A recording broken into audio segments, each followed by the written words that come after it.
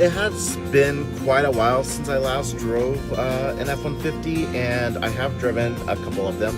The first one was the 5-liter V8, and then the second one was with the 3.5-liter V6 EcoBoost engine. But I was trying to remember where does this 3-liter Power Stroke V6 diesel fits into the whole spectrum, because Ford does offer a huge variety of engines, from a 3.3 liter V6, a 2.7 liter EcoBoost V6, and then you have the 5 liter V8, the 3.5 liter V6 EcoBoost, and then now this, the 3 liter Power Stroke.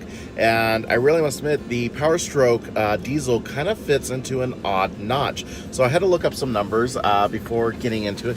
So based off the spec sheet here, this 3-liter V6 Power Stroke diesel produces about 250 horsepower, and obviously diesel is more about torque, so it produces 440 pound-feet of it, and it has a towing capacity of 11,400 pounds, so it's actually a pretty decent towing capacity. But then I looked at the spec sheets on the other trucks, and so the 3.5 liter EcoBoost V6, which is their more powerful, has 375 horsepower and just 470 pound-feet of torque. That's an incredible amount of performance there, and it tows 12,700 pounds. So you're getting basically 1,500 more pounds out of the EcoBoost V6. Now, if you were to think that going with the V8 is probably something more up your speed, that has 395 horsepower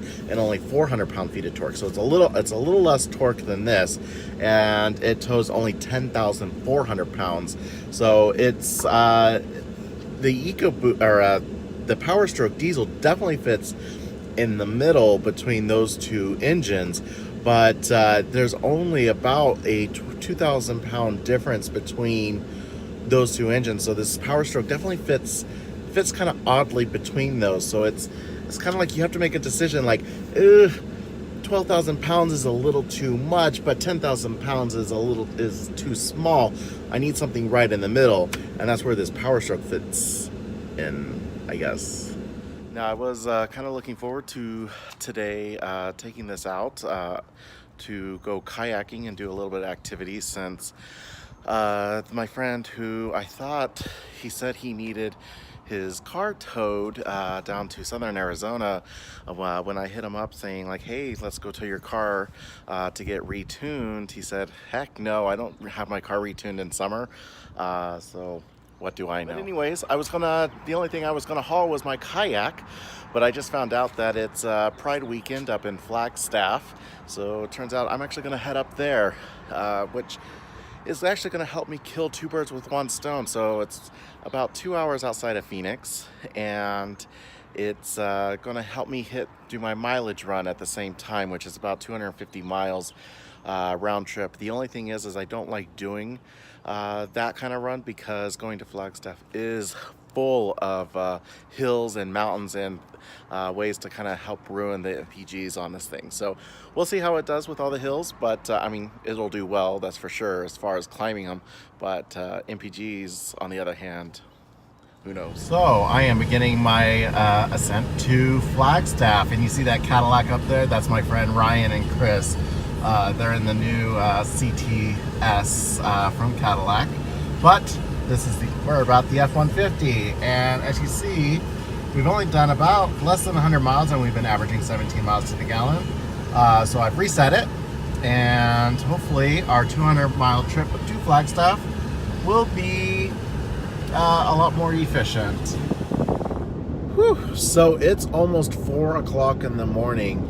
It's been about 14 hours since I pretty much started this drive. I left Phoenix around 12 o'clock, 1 o'clock in the afternoon, and started going up to Flagstaff for Flagstaff Pride. and I ran into a bunch of people that I actually wasn't expecting to be up there, and ended up going out and having a good time with all my friends. But unfortunately, I didn't make arrangements to stay the night there, so that's actually all on me and my bad. So I ended up having to do the drive back to Phoenix, which is about just a little over 2 hours to come back. So that was a bit of a tiring drive, but I'm almost home and I made it. And the truck has actually done pretty well for the fuel economy, even with all the hills that we had to climb. So we averaged about 24 miles to the gallon, which I must say, I wasn't sure what I was to expect with this truck, but at 24 miles per gallon, I think it did pretty well. And even for a big truck like this, I'm doing 80 miles per hour, and it's super duper quiet in here.